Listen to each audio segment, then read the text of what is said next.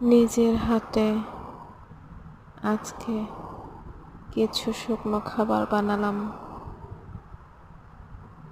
চানাচুর, আলু চপ, তারপর বেগুনি ইত্যাদি নিজে ট্রাই করলাম পারি কিনা। চাইলে আপনারাও শিখে নিতে পারেন। এই বিশেষ করে চানাচুর এভাবে বানিয়ে রেখে সংরক্ষণ করে রাখা যায়।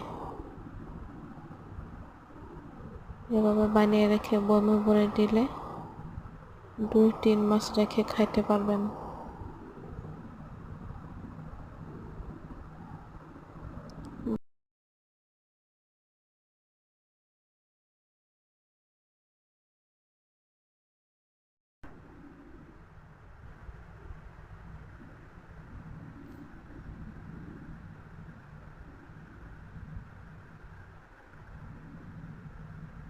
রসুন, শুকনো মরিচের গুঁড়ো, জিরা গুঁড়ো এগুলো সব কিছু গুঁড়া করে নিয়েছি হালকা একটু বেজে।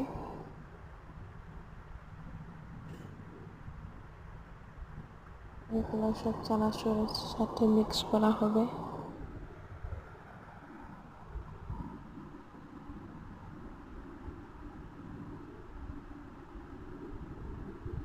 কিছু টেস্টি সল্ট দিয়ে দিলাম, ভালো করে মাখিয়ে নিতে হবে।